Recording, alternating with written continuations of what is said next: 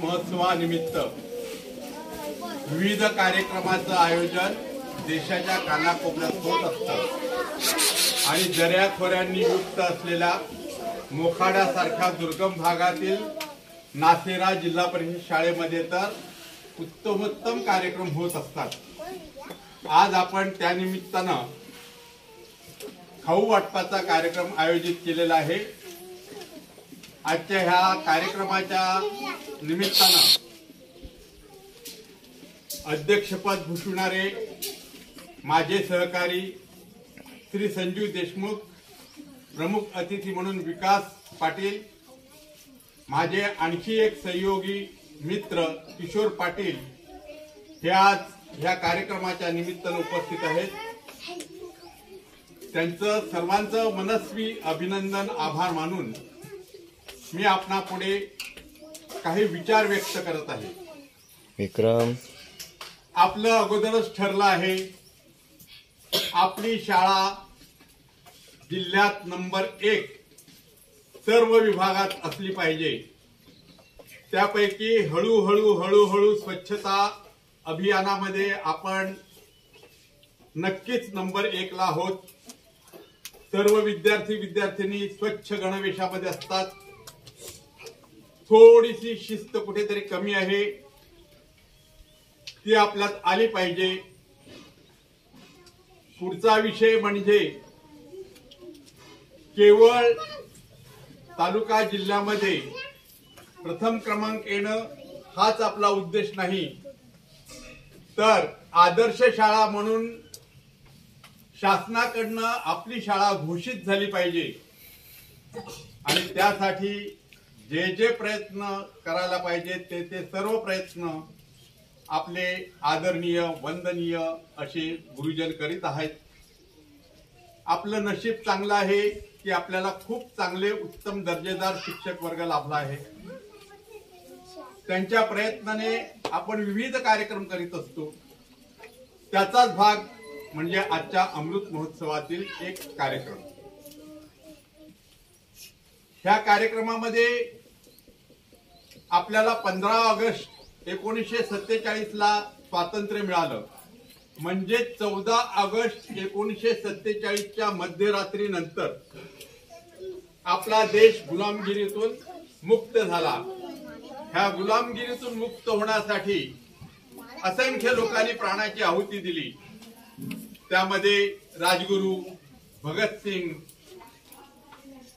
किंवा ह्या आंदोलनामध्ये स्वातंत्र्याच्या आंदोलनामध्ये अवर्णनीय अशी कामगिरी करणारे तुमचे आमचे सर्वांचे आदर्श वि.दा. सावरकर, ज्या सावरकरांना काळे पाणी म्हणून अंदमानच्या काळ कोठडीमध्ये डांबून ठेवलं होतं,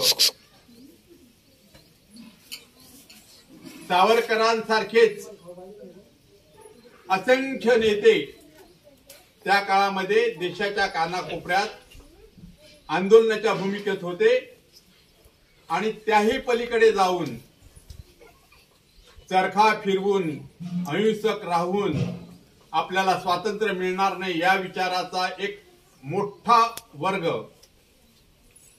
आझाद हिंद सेनेचे संस्थापक श्री सुभाषचंद्र बोस यांनी हेरला आणि त्यांनी देशाबाहेर राहून देश स्वातंत्र्यासाठी प्रयत्न केले आणि त्यांच्या संघटित ताकदीला घाबरूनच इंग्रजांना हा देश सोडावा लागला। आपल्याला स्वातंत्र्य दिलं नाही तर आपण स्वातंत्र्य मिळवलेलं आहे, ही भावना प्रत्येक विद्यार्थ्यांच्या मनात असली पाहिजे।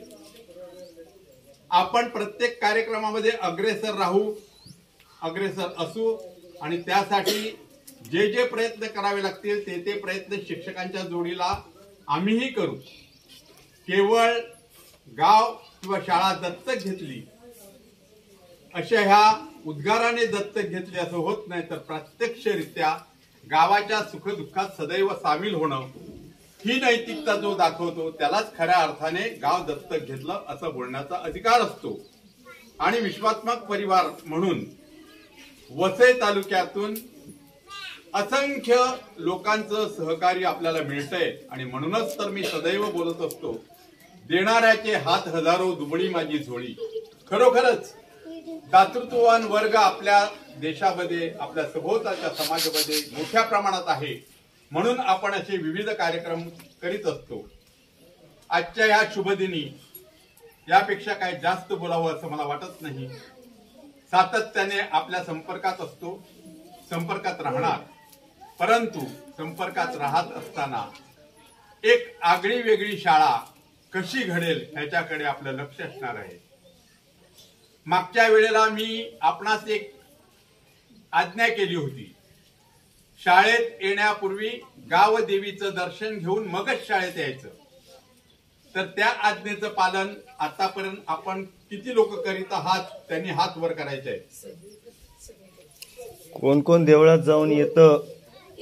खूप छान आहे, दिसतात आम्हाला आनंद आहे. माझ्या नाशेरा गावातील सर्व विद्यार्थी आज्ञाधारक आहेत आणि म्हणूनच आपण सांगितल्याप्रमाणे लवकरात लवकर मंदिराची पूर्तता करून तिथे एक संस्कार केंद्र सुरू करणार आहोत.